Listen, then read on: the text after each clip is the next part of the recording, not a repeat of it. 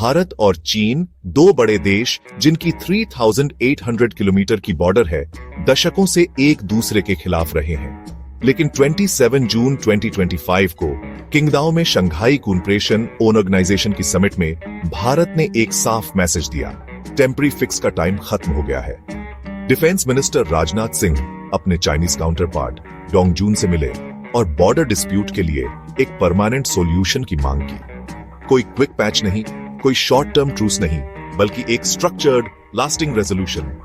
सिंह ने जोर दिया कि 2020 के गलवान वैली क्लैश के बाद जो ट्रस्ट डेफिसिट है, जहां 20 इंडियन और 4 चाइनीज सोल्जर्स की जान गई थी, उसे इग्नोर नहीं किया जा सकता। तो इंडिया क्या मांग रहा है? सबसे पहले line of actual control LAC का एक क्लियर डिमार्केशन, ताकि दोनों साइड्स को ठीक से पता हो कि बॉर्डर कहां है। दूसरा, स्टेप बाय स्टेप टॉक्स और ट्रस्ट को फिर से बनाने के लिए कॉन्क्रीट एक्शन का एक रोड मैप यह तय करना कि पिछली टेंशन्स दोबारा ना हो। कुछ प्रोग्रेस हो रही है। सालों की टेंशन के बाद 2025 में इंडियन पिलग्रिम्स आखिरकार कैलाश मानसरोवर लौट पाए, एक नाजुक लेकिन positive sign. Direct air services को फिर से शुरू करने और बॉर्डर पर मिलिट्री प्रेजेंस को कम करने के बारे में टॉक्स चल रही है। लेकिन यहां कैच है, चाइना ने कोई ऑफिशियल रेस्पॉन्स नहीं दिया है। रिपोर्ट्स बताती हैं कि बीजिंग शॉर्ट टर्म अरेंजमेंट्स में ज्यादा कंफर्टेबल है।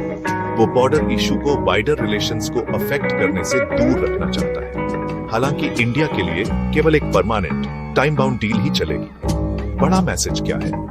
इंडिया अभी सिर्फ चीजों को शांत करने से संतुष्ट नहीं है। वो एक स्ट्रक्चर्ड, ट्रांसपेरेंट और लास्टिंग डील के लिए जोर दे रहा है, एक ऐसी डील जो एक और गलवान को रोके और जेन्युइन ट्रस्ट के लिए स्टेज सेट करे।